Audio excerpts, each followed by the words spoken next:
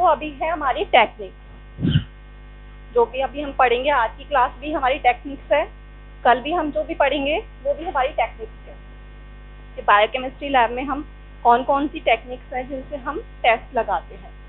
Chromatography and electrophoresis both are used for separation of molecules. सबसे पहले हम बात करते हैं जैसे क्रोमेटोग्राफी की। क्रोमेटोग्राफी में क्या है, हम सेपरेशन कर रहे हैं, एक मिक्सचर ऑफ सॉल्यूशन है जिसमें हमारा कार्बोहाइड्रेट भी प्रेजेंट है, लिपिड भी प्रेजेंट है, प्रोटीन भी प्रेजेंट है। उन्हें हमें क्या करना है, सेपरेट करना है। तो हम कैसे सेपरेट करेंगे उसको, वो है हमारा क्रोमेटोग्राफी। ठीक है, प्रोटीन्स है, प्रोटीन्स भी हमारे कौन से क्या प्रेजेंट होता है प्रोटीन्स में, अमाइनो एसिड। ठीक है, तो अमाइनो एसिड को हमें सेपरेट करना है तो हम यूज करेंगे chromatography. So it is an analytical technique based on the physical process of separation of closely related compounds from a mixture. It was first discovered by Russian scientist Mikhail Schmidt in 1906. Principle of chromatography, it is based on the principle of separation of compounds into different bands and their identification on the basis of adsorption properties and partition coefficient. किसी ने बोला इधर से,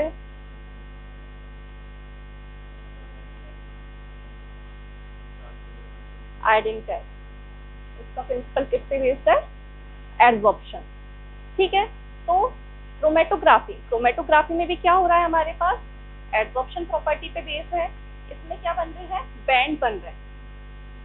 ठीक है, किसका formation हो रहा है, बैंड का फॉर्मेशन हो रहा है। अभी आप देखोगे तब समझोगे, अभी मैं बताती हूँ। दो फेज होती है इसमें, mobile phase and stationary phase. Mobile phase क्या होती है, जो मूवेबल होती है। ठीक है, स्टेशनरी फेज क्या है, जो एक जगह स्टेबल है। ठीक, तो mobile phase, mixture of substances to be separate is dissolved in liquid और gases. Stationary phase, it is a porous solid mixture through which sample contained in mobile phase percolate. The interaction between two phases result in separation of compounds. Common steps of chromatography: selection of stationary and mobile phase, loading of sample on stationary phase, identification and separation of compounds qualitatively and quantitatively. हम इस test को qualitatively भी use ले सकते हैं, quantitatively. Qualitatively means, qualitatively means yes and no में answer, वो चीज प्रेजेंट है या नहीं है। एंड क्वांटिटेटिवली मीन्स किस अमाउंट में प्रेजेंट है। Next, type of chromatography. तो सबसे पहले हम बात करते हैं पेपर क्रोमेटोग्राफी की। The aqueous components of solvent binds to proper to form stationary phase and organic components that migrates on paper is mobile phase. As solvent flows, it takes along with unknown substances, and the rate of migration of molecules depends on their relative solubilities in stationary and mobile phase. Requirements क्या है, Whatman filter paper number 1, suitable solvent, chromatography chamber, pencil, scale, thread and glass rod. अब इसको हम perform कैसे करते हैं, glass का chamber होता है,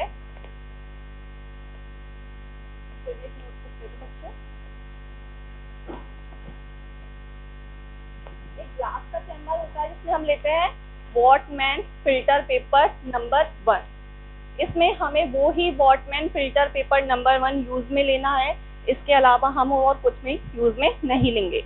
ये क्या होता है, चार्ट फॉर्म में होता है, उसमें हम क्या करेंगे, स्ट्रिप्स काटेंगे। ठीक है, चार्ट फॉर्म में है हमारे पास वॉटमैन फिल्टर पेपर, उससे क्या किया हमने, उसके स्ट्रिप्स बनाए। स्ट्रिप्स काटने के बाद क्या करना है हमें, उसके एक एंड से, ठीक है, एक एंड से 2 सेंटीमीटर दूर एक लाइन खींचनी है स्केल से, पेंसिल से एक सीधी लाइन खींचनी है। देन इसके बीच में क्या करना है, हमें पॉइंट मार्क करना है। पेंसिल से करना है हमें, पेन से नहीं करना। क्यों नहीं करना है पेन से हमें,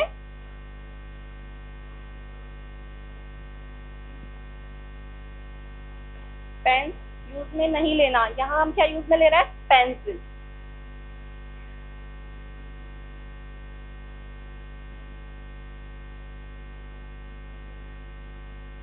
क्योंकि वो इंटरफेरेंस देगा जो अभी हम टेस्ट परफॉर्म कर रहे हैं उसमें। कैसे? अभी मैं बताऊंगी, एक्सप्लेन करूंगी। देन हमने क्या किया? पेंसिल से मार्क किया, एक डॉट किया बीच में, ठीक, डॉट किया। उस जगह हम क्या करेंगे? जो भी हमें सीरम सैंपल आइडेंटिफाई करना है, जो भी हमें सेपरेट करना है, वो वहां क्या करेंगे? हम माइक्रोपिपेट से सैंपल को क्या करेंगे? पोर करेंगे, ठीक है। देन उसको क्या करेंगे? ड्राई करेंगे।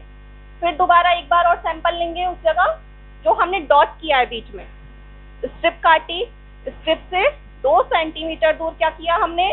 एक लाइन खींची, लाइन के बीचों बीच एक डॉट बनाया। उस जगह हम क्या कर रहे हैं? सीरम सैंपल को पोर कर रहे हैं, ठीक है। माइक्रोपिपेट ली, सीरम सैंपल पोर किया, उसको ड्राई किया ड्रायर से। देन दोबारा क्या कर रहे हैं? हम सीरम सैंपल पोर कर रहे हैं, ड्राई किया ड्रायर से। देन क्या कर रहे हैं? एक बार और सीरम सैंपल पोर कर रहे हैं, देन ड्राई कर रहे हैं, ठीक है। अब इसको हम कहाँ रखेंगे? जो हमारा क्रोमेटोग्राफी चैम्बर है वो किसका बना होता है? ग्लास का, ठीक है। क्रोमेटोग्राफी चैम्बर किसका बना होता है? ग्लास का। इस प्रोसेस को करने से पहले सबसे पहले हमें क्या करना है? जो हमारा क्रोमेटोग्राफी चैम्बर है उसको क्या करना है? सैचुरेट करना है। किससे? Butanol, acetic acid and water, ठीक। क्या लेंगे हम? Butanol, acetic acid and water, तीनों लेंगे, तीनों को मिक्स करेंगे एक रेशो में। देन जो हमारा क्रोमेटोग्राफी चैम्बर है उसको उससे फिल कर देंगे। देन 24 आवर के लिए उसे छोड़ देंगे बंद करके, जिससे वो क्या हो जाएगा? सैचुरेट हो जाएगा। नेक्स्ट डे हम क्या करेंगे?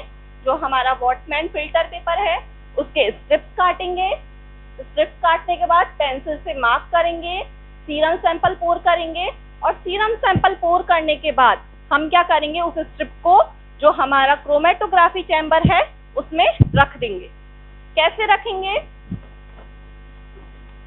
जैसे ये कोई क्रोमेटोग्राफी चैम्बर है, ठीक है, क्रोमेटोग्राफी चैम्बर है, ये एक स्ट्रिप है। पेपर ले लूं क्या इससे मैं?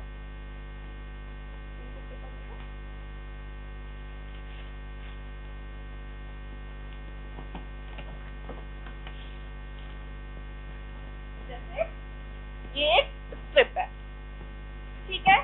यहाँ हमने सीरम सैंपल पोर किया, ठीक, सीरम सैंपल पोर किया। ये हमारा एक क्रोमेटोग्राफी चैम्बर है। क्रोमेटोग्राफी चैम्बर में हम इसको डिप करेंगे। नीचे क्या है? हमारा सॉल्यूशन है जो किसका है? Butanol, acetic acid and water. हम इसको उसमें डिप करेंगे। देन इसको थ्रेड से ऊपर जो हमारा क्रोमेटोग्राफी चैम्बर है उसमें लटका देंगे। या तो एक रॉड होगी, अलग अलग क्रोमेटोग्राफी चैम्बर होते हैं, या तो रॉड की हेल्प से या थ्रेड की हेल्प से उसमें हम इसको फिक्स कर देंगे। तो इसका कितना पार्ट जो हमारा सॉल्यूशन है, बफर सॉल्यूशन, कितना डिप होना चाहिए? 2 सेंटीमीटर में हमने क्या किया? सीरम सैंपल पोर किया। सीरम सैंपल हमारा उसमें डिप नहीं होना चाहिए, उसके सीरम सैंपल हमारा क्या रहना चाहिए? बफर सॉल्यूशन से ऊपर होना चाहिए। उससे क्या होगा? जो हमारा बफर सॉल्यूशन है, अब इसको क्या करेंगे? हम इसको भी 24 आवर के लिए रेस्ट छोड़ देंगे ऐसे, ठीक। तो हमारा जो बफर सॉल्यूशन है वो इसकी कैपिलरीज की क्या आएगा? ऊपर आएगा। नॉर्मली भी हम देखते हैं कॉपी पर पानी गिर गया, आप यहाँ जस्ट एक बूंद गिराओ, यहाँ तक फैल जाएगा। होता है? नहीं होता है। हम पेन से लिखते हैं, पानी गिराओ, स्याही उसके आसपास फैल जाएगी उसकी। होता है, ठीक है। तो ऐसा ही इसमें होगा। हमने इसको क्या किया?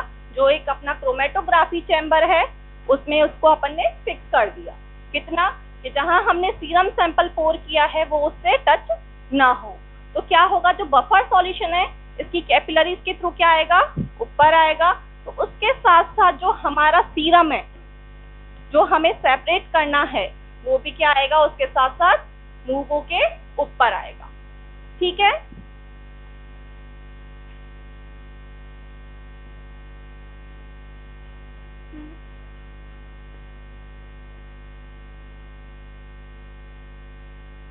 So procedure, choice of paper. The choice of paper depends on its thickness, purity, flow rate and strength of solvent. Here Botman filter paper number 1 of it is used. The paper is treated with desired mobile phase, usually rectangular. Paper strip is used. Loading of sample. A pencil is drawn on paper 2 cm away from the bottom and the sample is applied on paper as spot. Development of chromatogram. A glass jar can be used as a chromatographic chamber. Required quantity of solvent is taken. The spotted paper is made into a jar by using thread and is placed in solvent in such a way that spotted line on paper should remain little away from solvent, which move along with sample, and the procedure is run until solvent reaches top edge of paper. At this point, the paper is removed and the solvent form is marked. Location of spot. हमने क्या किया, उसको जो हमारा chromatography chamber है उसमें रखा, उसको कितनी टाइम के लिए, 24 आवर के लिए। 24 आवर के बाद हमें क्या करना है, जो हमारा स्ट्रिप है बॉटमैन फिल्टर पेपर, हमें क्या करना है, क्रोमेटोग्राफी चैम्बर से बाहर निकालना है। देन क्या करना है, उसको अवन में रखना है ड्राई होने के लिए। अब पर हमें अभी बैंड नहीं दिख रहे, ठीक है, बैंड नहीं दिख रहे, क्या करना है, फिर हमको निनहाइड्रिन सॉल्यूशन लेना है। निनहाइड्रिन सॉल्यूशन में क्या करना है, निनहाइड्रिन सॉल्यूशन में क्या करना है, जैसे ट्रे में हम क्या ले लेंगे, निनहाइड्रिन सॉल्यूशन ले लेंगे। ये क्या थी, हमारी स्ट्रिप जहाँ हमने सीरम सैंपल पोर किया था। इसको क्या करेंगे, ऐसे निकालेंगे निनहाइड्रिन सॉल्यूशन, ठीक है। निनहाइड्रिन सॉल्यूशन से निकाला, फिर इसको ड्राई किया, ठीक, फिर एक बार और निनहाइड्रिन सॉल्यूशन से ऐसे ही हमने निकाला, देन हम इसको अवन में ड्राई किया। फिर हम देखेंगे इसमें क्या होगा, बैंड का फॉर्मेशन होगा, ठीक है। The developed paper is kept in an oven for drying for location of spot. They are made colored by reagent called locating reagent, that is ninhydrin solution. The locating reagent is sprayed on paper and again paper is dried in an oven at 110 degrees Celsius. Types of paper chromatography. There are two types. One dimensional chromatography. It is also two types, ascending and descending. Ascending में क्या होगा, against gravity. Ascending में क्या है, ascending में क्या होगा, यहाँ क्या है, हमारा सीरम सैंपल पोर किया है हमने, इसको क्या किया हमने, बफर सॉल्यूशन में डिप किया। ये क्या कर रहा है, डाउन टू अप, ठीक है। सेकंड है हमारा डिसेंडिंग। यहाँ क्या कर रहे हैं, हम सीरम सैंपल पोर कर रहे हैं, जो हमारा ग्लास चेंबर है उसके ऊपर एक रॉड बैठी है, उसमें हम इसको डाल देंगे। इससे क्या होगा, बफर सॉल्यूशन इधर आएगा, ये क्या मूव होगा अपना, up to down. Serum sample इसमें यहाँ है, इसमें सीरम सैंपल यहाँ है, ठीक है। ये कौन सा है हमारा, असेंडिंग, और ये कौन सा है हमारा, डिसेंडिंग।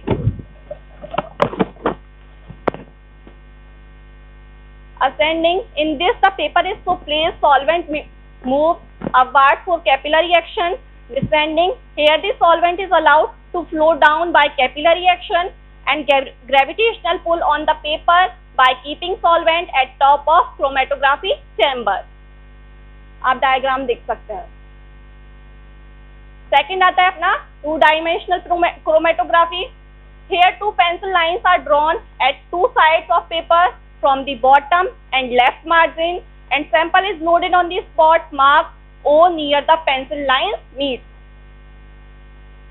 इसको कैसे परफॉर्म करेंगे हम, अभी तक हमने क्या किया था, एक लाइन सीधा ड्रॉ कर रहे थे, एक लाइन ऐसे ड्रॉ करेंगे, एक लाइन इसके लेफ्ट में ड्रॉ करेंगे। जहां दोनों लाइनें मीट करेंगी, जहां दोनों लाइनें मिलेंगी, वहां से थोड़ा दूर हम क्या करेंगे, सीरम सैंपल को पोर करेंगे। देन सेम क्रोमेटोग्राफी चैम्बर में रखेंगे। बैंड का फॉर्मेशन होगा कैसे, ड्राई करेंगे, इसको निनहाइड्रिन सॉल्यूशन में डिप करेंगे, देन ड्राई करेंगे, तो किसका फॉर्मेशन हो जाएगा, बैंड का। Resolution front, When a mixture of compound is allowed to pass through stationary phase, the compound becomes separated according to their resolution front. Resolution front equals to distance traveled by substance upon distance traveled by solvent. अब क्या use है resolution front का, क्यों use में ले रहे हैं हम? हर एक कंपाउंड के लिए रेजोल्यूशन फ्रंट क्या होता है, आरएफ की वैल्यू क्या होती है, फिक्स होती है। ठीक है, हर एक कंपाउंड के लिए फिक्स होती है। ठीक, जैसे हम बात करें, यहाँ हमारा बैंड बना, यहाँ हमारा बैंड बना, यहाँ हमारा बैंड बना, हम कैसे डिफरेंशिएट करेंगे ये बैंड है किसका? हमें कैसे पता लगेगा कि ये बैंड किसके लिए बना है? तो वो हम आइडेंटिफाई कर सकते हैं आरएफ वैल्यू से। आरएफ वैल्यू जो हमने लाइन बनाई थी 2 सेंटीमीटर दूर, एक एंड से 2 सेंटीमीटर दूर जो हमने पेंसिल से एक लाइन बनाई थी, उससे हम देखते हैं कितनी दूरी पर हमारा एक बैंड बना है। वो जो डिस्टेंस होता है हर एक कंपाउंड के लिए फिक्स होता है। ठीक है, जस्ट एग्जांपल, एल्ब्यूमिन के लिए 3 है, ग्लोबुलिन के लिए 4 है। ठीक है, ग्लोबुलिन में भी फिर टाइप्स है आगे, तो हर एक कंपाउंड के लिए फिक्स है। अगर 2 सेंटीमीटर ये जो पेंसिल लाइन है, इससे अगर 3 सेंटीमीटर दूर अगर मेरे पास बैंड बना है, तो मैं बोल सकती हूँ जो मेरे पास जो मिक्सचर ऑफ सॉल्यूशन था उसमें क्या प्रेजेंट है, एल्ब्यूमिन प्रेजेंट है।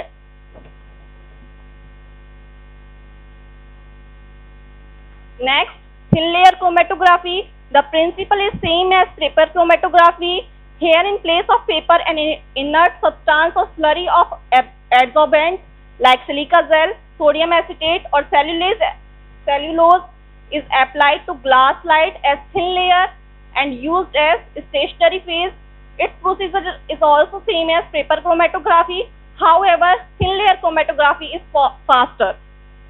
इसमें क्या कर रहे हैं हम, एक ग्लास स्लाइड ले रहे हैं, ग्लास स्लाइड पर क्या कर रहे हैं, जेल को स्प्रेड कर रहे हैं। ठीक है, क्या ले रहे हैं, ग्लास स्लाइड ले रहे हैं, ग्लास स्लाइड पर क्या कर रहे हैं, हम जेल को स्प्रेड कर रहे हैं। फिर सेम प्रोसीजर फॉलो होगा, हम वहां क्या करेंगे, सीरम सैंपल पोर करेंगे, उसको कहाँ रखेंगे, हम उसको कहाँ रखेंगे, अवल में क्रोमेटोग्राफी चैम्बर में रखेंगे। क्रोमेटोग्राफी चैम्बर क्या पहले क्या होना चाहिए, सैचुरेट होना चाहिए। कितने टाइम के लिए, 24 आवर के लिए। किससे सैचुरेट करेंगे, ब्यूटेनॉल, एसीटोन एंड वाटर। ठीक है, ब्यूटेनॉल एसिटिक एसिड, सॉरी। ठीक है, सैचुरेट करेंगे। देन जो हमने क्या है, हमारा ग्लास रॉड, ग्लास पे हमारा क्या है, जेल की लेयर है, उस पे सीरम सैंपल पोर किया। फिर procedure same as paper chromatography. Next, HPLC, it is basically improved form of column liquid chromatography. Principle, in HPLC solvent is allowed to drip through a column under gravity but under high pressure of up to 400 atmosphere. This high pressure increases performance of chromatography. That's why it is called as HPLC. That is the diagram of HPLC. Solvent, solvent में क्या है, जो हम solution लेंगे, buffer solution क्या था, butanol, acetic acid and water. Pump, pump क्या देगा इसको, प्रेशर। इंजेक्टर, इंजेक्टर से क्या करेंगे हम, जो हमें सीरम सैंपल सेपरेट करना है, हम क्या करेंगे, इंजेक्ट करेंगे। थर्ड है हमारा HPLC कॉलम। HPLC कॉलम में क्या होता है, जो क्या है इसकी स्टेशनरी फेज। नेक्स्ट आता है डिवाइस और डिटेक्टर। डिटेक्टर क्या करता है, उसकी रीडिंग को रीड करता है, देन हम उसको कहाँ देखते हैं, डिवाइस पर। Instrumentation and procedure of HPLC, solvent reservoir. Mobile phase is placed in a glass vessel. Here mobile phase is a mixture of polar or non-polar liquid components whose respective zone is varied depending on composition of sample. Pump, it aspirates mobile phase from solvent chamber and forces it to pass through systems column and detector, and same as sample injector and column. Application, क्या क्या application है, क्या क्या detect कर सकते हैं in urine and antibiotic analysis in blood, analysis of bilirubin and बिलिवर्डिन, detection of endogenous peptides in CSF, quantification of drugs in biological samples, identification of steroids in blood and urine, determination of cocaine and other drugs in urine and blood, application of different chromatography. एक और class है।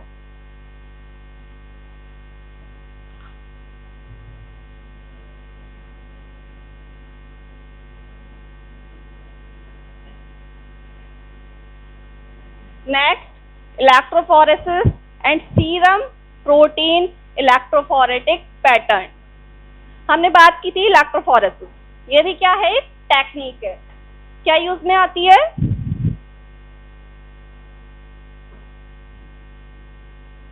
Separation. किसके use में आती है? Separation के।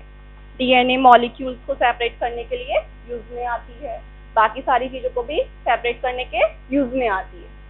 ठीक है। सेकंड टर्म आती है सीरम प्रोटीन्स। सीरम प्रोटीन्स क्या होते हैं? सीरम प्रोटीन्स क्या क्या आता है सीरम प्रोटीन्स में?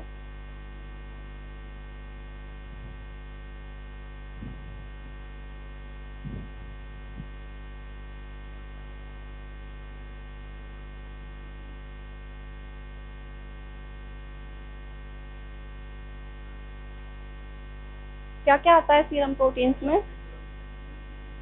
एल्ब्यूमिन सीरम में आएगा, फिर फिब्रिनोजन सीरम की बात करें तो क्या क्या आएगा? Albumin and globulin. तो इलेक्ट्रोफोरेसिस सेम एज क्रोमेटोग्राफी है।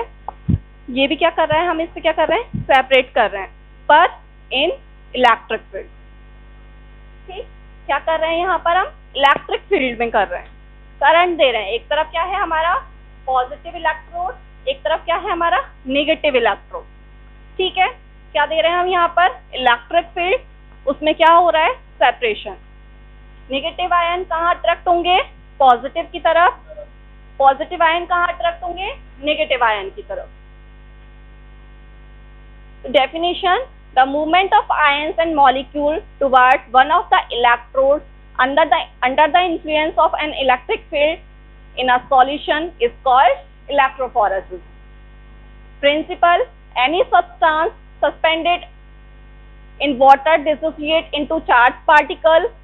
When these charged particles are subjected in an electrical field, all positively charged ion would move towards cathode and negatively charged ion towards anode. Proteins are colloidal particles and charge depends on pH of solution in alkaline solution. Proteins being negative charge move to anode. Proteins क्या होते हैं? Positively charge और negatively charge.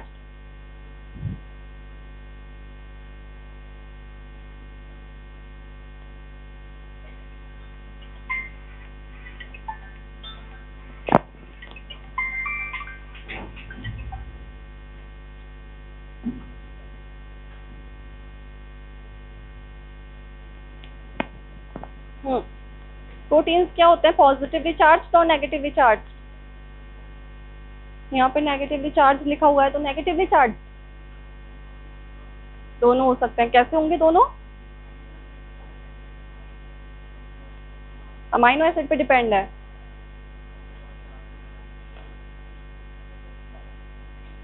Very good, दोनों हो सकते हैं। उसके एक साइड क्या होता है? COOH ग्रुप होता है, एक साइड क्या होता है? NH2 ग्रुप होता है। ठीक है, वो डिपेंड करता है कौन से मीडियम में। Electrophoresis is a widely used analytical technique for separation of biological molecules such as plasma protein, lipoproteins and immunoglobulins. Immunoglobulins कितने टाइप की होती है? Immunoglobulins कितने टाइप्स होते हैं?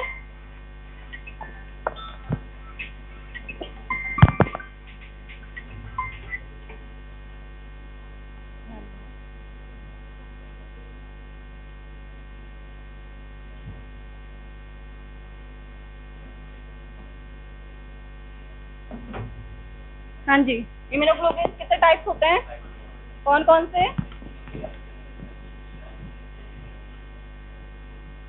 IgG, IgA, IgM, IgD and IgE. Factors affecting migration of substances: nature of charged particle, buffers, size of charged particle, pH of medium, strength of electrical field, ionic strength and electrode. Supporting media, that is paper or gel.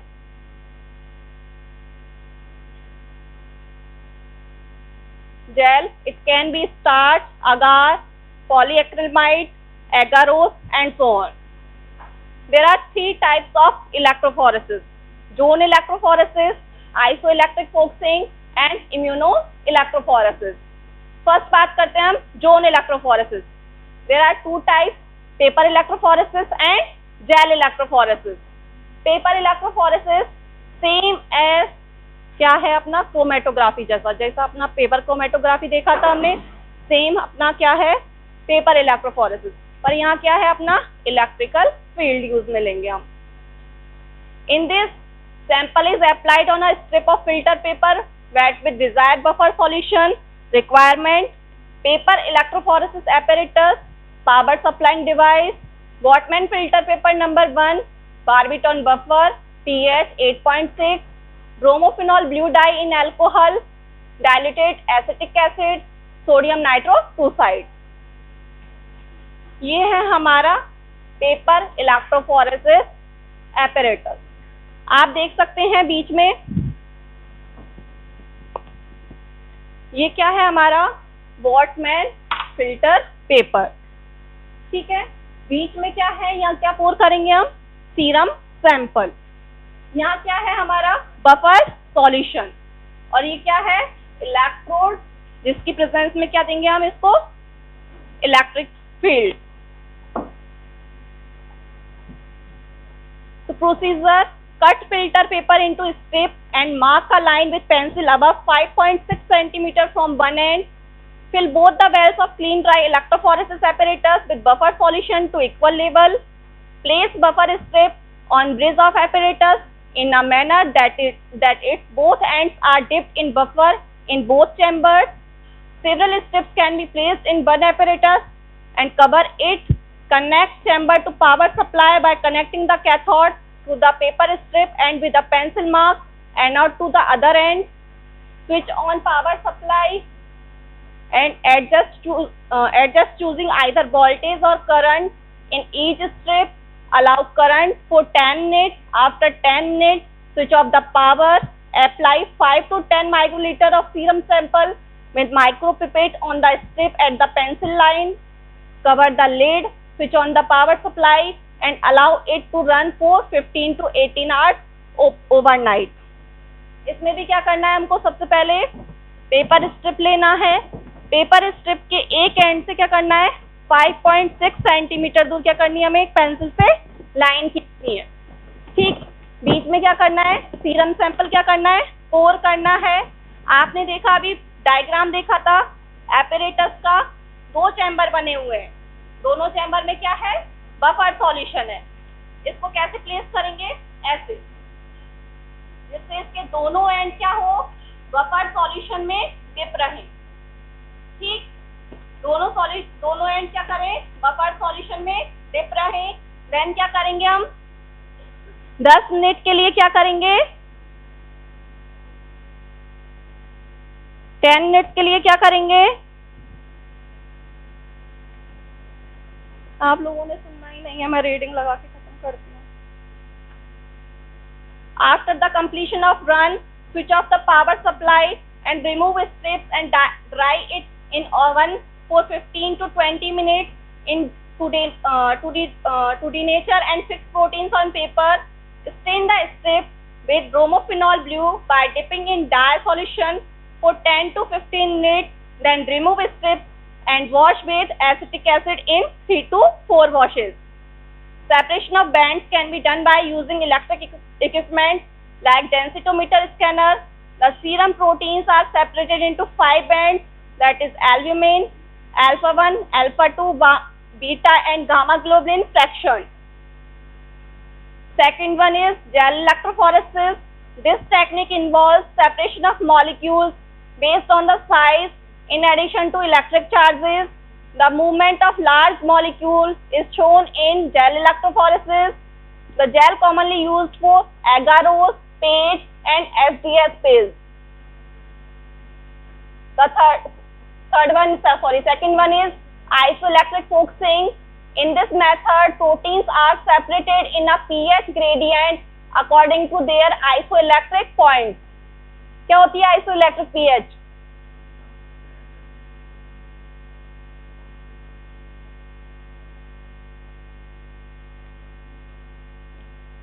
आप लोगों ने सुना नहीं है तो मैं question पूछती हूँ, बताइए क्या होती है isoelectric pH?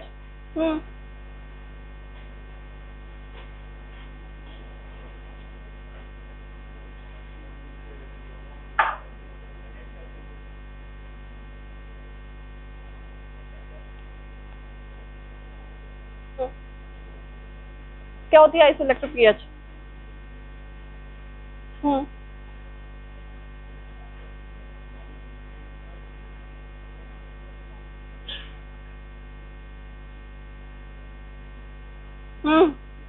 क्या होती है आइसोइलेक्ट्रिक पीएच?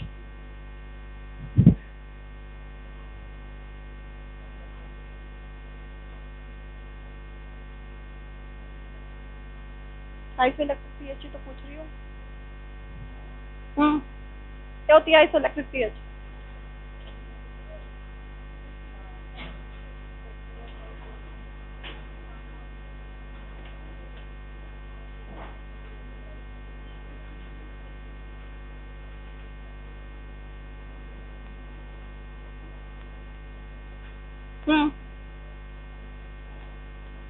क्या होती है आइसोइलेक्ट्रिक पीएच?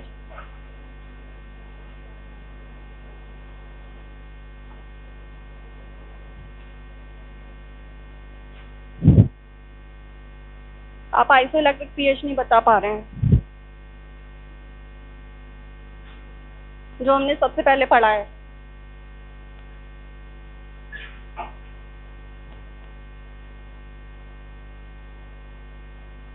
फिर हमने बातें करनी है, ध्यान से सुनना भी नहीं है। हंसी आ रही है ना, खड़े हो जाओ। क्या होती है isoelectric pH?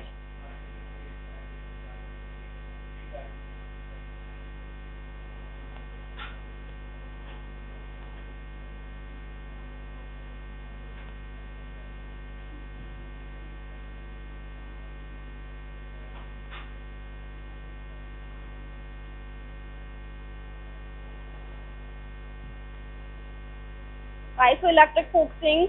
In this method, proteins are separated in a pH gradient according to their isoelectric point.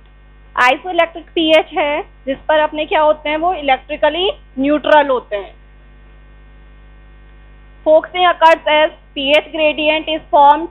Proteins begins their migration towards anode if their net charge is negative, or towards cathode if net charge is positive.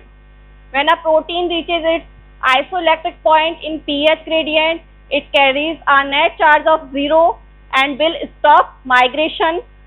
Isoelectric focusing can be conventionally used for purification of proteins. इसमें क्या कर रहे हैं हम, same procedure है पर क्या use में ले रहे हैं हम, आइसोइलेक्ट्रिक पीएच। हर एक प्रोटीन के लिए, हर एक अमाइनो एसिड के लिए आइसोइलेक्ट्रिक पीएच क्या है, स्पेसिफिक है। एल्ब्यूमिन के लिए कितनी होती है?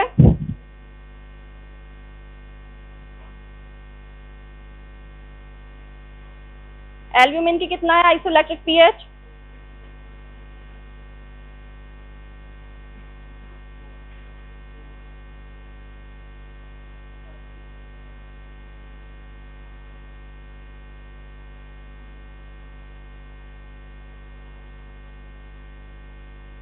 केसिन की कितनी होती है?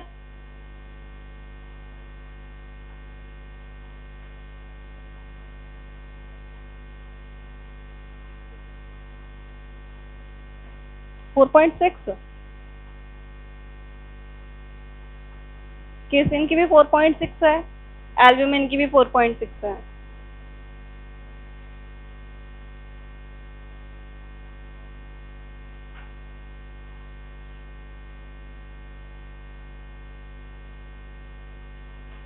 बैठने के लिए किसने बोला आपको? किसी ने बोला बैठने के लिए?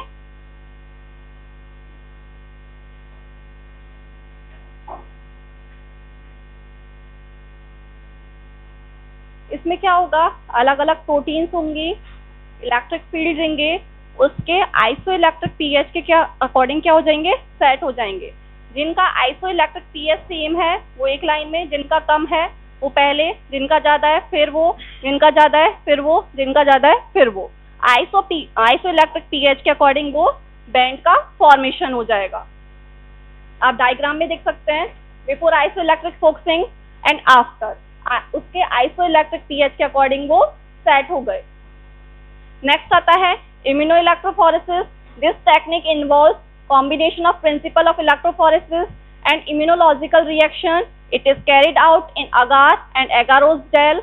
The proteins are now separated. To visualize them, a specific antibody is placed in the throw into gel and incubated. इसमें क्या ले रहे हैं हम, अगर हमें एंटीजन सेपरेट करना है तो उसके अगेंस्ट जो भी एंटीबॉडी है वो क्या लेंगे हम, जो हम इलेक्ट्रोफोरेसिस परफॉर्म कर रहे हैं जेल में उसके अगेंस्ट एंटीबॉडी लेंगे, सीरम सैंपल डालेंगे, देन अगर उसमें एंटीजन प्रेजेंट है क्या बनेगा, एंटीजन एंटीबॉडी कॉम्प्लेक्स। देन हम क्या कर रहे हैं, उसको इलेक्ट्रिक फील्ड दे रहे हैं, वो मूव होगा, देन हम उसका बैंड सेपरेट करेंगे। अगर हमें एंटीबॉडी सेपरेट करनी है तो हम उसके अगेंस्ट क्या डालेंगे वहां पर, antigen. The antibody diffuse and when they come in contact with antigen, precipitation occurs resulting in the formation and precipitation of bands which can be identified. It is much more sensitive and specific than ordinary electrophoresis. Applications: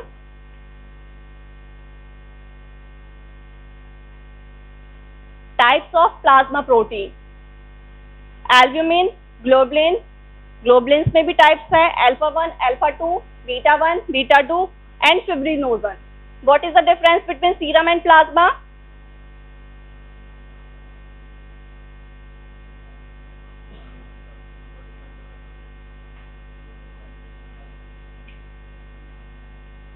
What is the difference between serum and plasma? Plasma में क्या नहीं होगा, plasma में नहीं होगा, serum में क्या नहीं होगा, clotting factor, that is fibrinogen. Types of plasma protein, electrophoresis of plasma protein. Proteins move in an electric field according to their charge and size. ऐसा हमें ग्राफ मिलेगा, that is the normal electrophoresis. Electrophoresis use लेते हैं हम disease को diagnose करने के लिए। ये नॉर्मल इलेक्ट्रोफोरेसिस पैटर्न है। सबसे पहले आता है हमारा albumin, then alpha 1, alpha 2, beta 1, beta 2 and gamma. ये बात कर रहे हैं हम सीरम की। अगर हम प्लाज्मा इलेक्ट्रोफोरेसिस लगाते हैं तो उसमें भी same albumin, alpha 1, alpha 2, beta 1, beta 2, gamma, then उसी के पास बनता है अपना fibrinogen. Visualization of protein bands. After the run, the proteins are fixed to the solid support using acetone or methanol. The strain by amino, आप देख सकते हैं normal. In condition of multiple myeloma, क्या होता है multiple myeloma?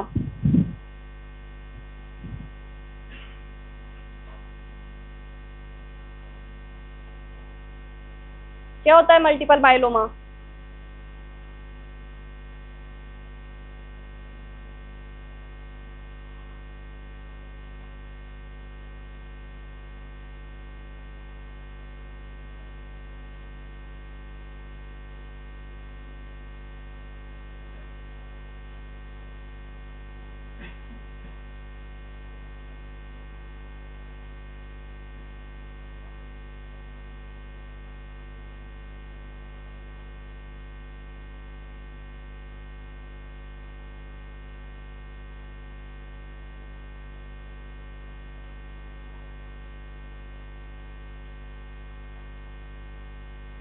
It is a plasma cell cancer. आप देख सकते हैं normal electrophoresis pattern and multiple myeloma. Multiple myeloma में क्या होगा, beta band and gamma band के बीच में आप देखिए एक बैंड का फॉर्मेशन हो रहा है, किसका? एम बैंड का, ठीक है। पर ये किस कंडीशन में है? अगर हम सीरम से सैंपल लगा रहे हैं तो, सीरम इलेक्ट्रोफोरेसिस में। यदि हम लगा रहे हैं प्लाज्मा इलेक्ट्रोफोरेसिस, प्लाज्मा इलेक्ट्रोफोरेसिस में भी क्या होगा अपना, एक बैंड का फॉर्मेशन होता है, कहाँ? गामा बैंड के बीच में और गामा एंड बीटा बैंड के बीच में, ठीक है। पर वो एम बैंड नहीं होता, ठीक। तो हमें फॉल्स पॉजिटिव रिजल्ट मिलते हैं, तो इसलिए हम इसका सैंपल किससे लगाते हैं? सीरम से। नेक्स्ट आता है क्रोनिक इन्फेक्शन। क्रोनिक इन्फेक्शन में आप देख सकते हैं एल्ब्यूमिन की साइज क्या हो रही है? का नॉर्मल इलेक्ट्रोफोरेसिस पैटर्न देखिए और नीचे देखिए डिजीज, क्रोनिक इन्फेक्शन। इम्यूनोग्लोबुलिन्स में देख सकते हैं आप, कलर क्या हो रहा है? डार्क हो रहा है। अल्फा 1 एंड अल्फा 2 ग्लोबुलिन्स का कलर क्या हो रहा है? डार्क हो रहा है। Next nephrotic syndrome. Nephrotic syndrome में देख सकते हैं आप एल्ब्यूमिन के लेवल डिक्रीज भी हो रहे हैं, और क्या हो रहा है? उसका कलर क्या हो रहा है? लाइट हो रहा है। देन आप देखिए अल्फा 2 फ्रैक्शन ऑफ ग्लोबुलिन क्या हो रहा है? इंक्रीज हो रहा है एंड डार्क हो रहा है। Next cirrhosis of liver. Albumin के लेवल देखिए इंक्रीज हो रहे हैं और लाइट हो रहा है। Thank you.